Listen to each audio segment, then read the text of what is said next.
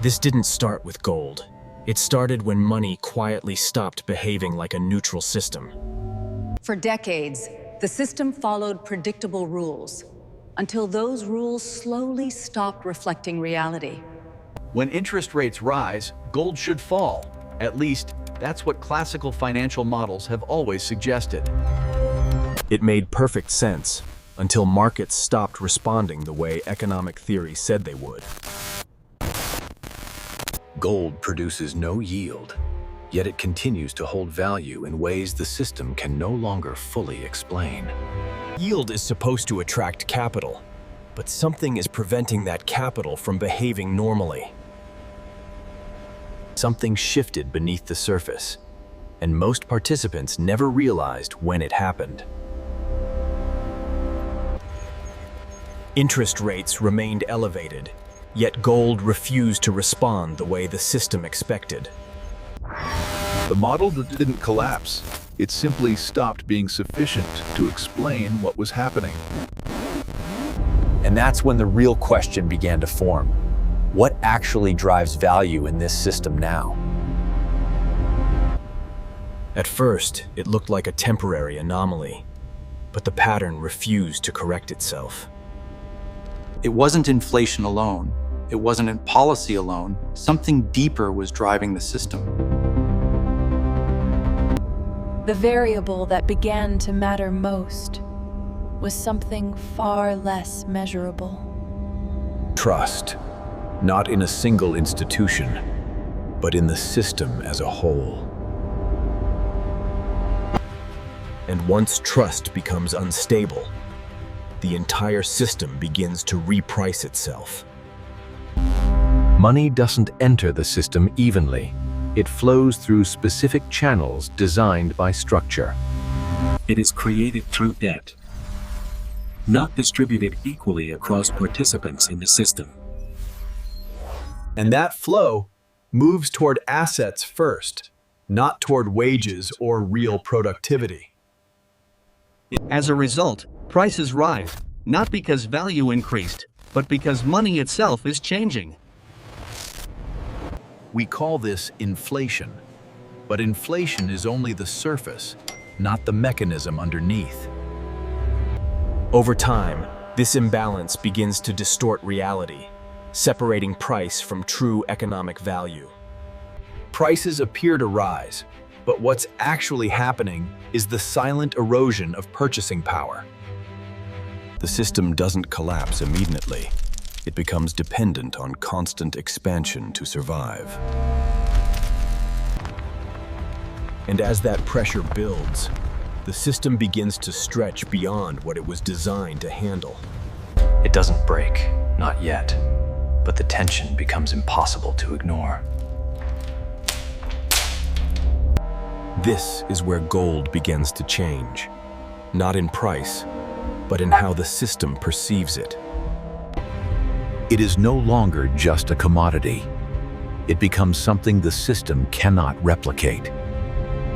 Gold does not rely on credit, it does not depend on promises, and it does not require trust to exist. And institutions understand this, even if they never explain it directly. They are not trading gold, they are positioning for a system that no longer behaves the same way. Central banks are not reacting to short-term price movements. They are adjusting long-term positioning. They are not chasing returns. They are reducing dependency on systems they cannot fully control. This is not momentum. It is accumulation, slow, deliberate, and almost invisible to the public. Because in a system built on trust, diversification becomes a form of protection. And that creates something markets rarely see: demand that does not disappear under pressure.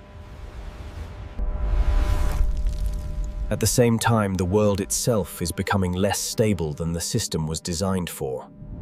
Conflicts expand, not always visibly, but enough to shift how risk is perceived globally. Energy shocks ripple through economies, quietly influencing every layer of the financial system. Policies become less predictable, not because of failure, but because the system is harder to control. And when certainty fades, confidence doesn't collapse. It slowly fractures. In this environment, the way people think about money begins to change. The question is no longer how to earn more, but how to lose less. Yield still matters, but it no longer answers the most important question. Because yield depends on trust, and trust is no longer guaranteed. So capital begins to move differently, more carefully, and more defensively. Gold is no longer competing with yield. It is competing with something much deeper than return. Yield exists within the system. It depends on policy, stability, and confidence to remain meaningful.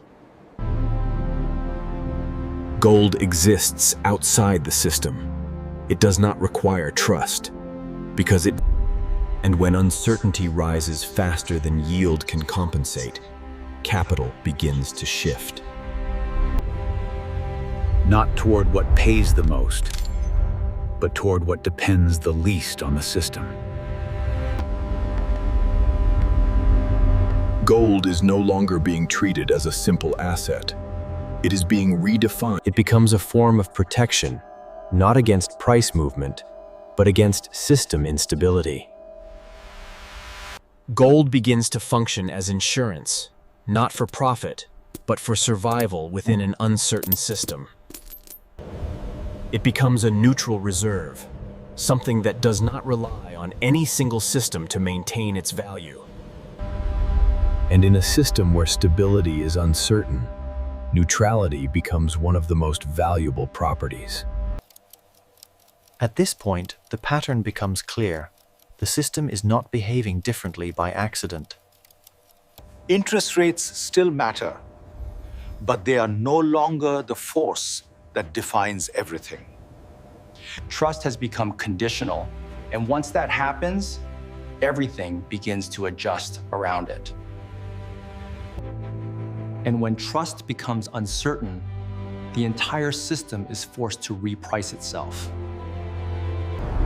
The system hasn't collapsed. It has simply changed the way it defines value. Gold is not rising randomly. It is responding to something the system cannot fully stabilize. What appears as price movement is actually a shift in how the system is being understood. Capital is no longer chasing what offers the highest return. It is moving toward what offers stability. And in an unstable system, stability itself becomes one of the most valuable assets. Gold is not reacting to the system. It is reflecting what the system has become. It is no longer about what performs better, but about what survives longer. The system still functions, but it no longer offers the same certainty it once did. And when certainty fades, capital begins to choose independence over efficiency. High interest rates still matter, but they are no longer enough to define value. Because the system is no longer priced by yield alone, it is priced by confidence. And once confidence becomes fragile, everything begins to adjust around that reality. Gold does not solve the system. It simply exists beyond its limitations. High rates can slow gold, but they cannot replace what it represents.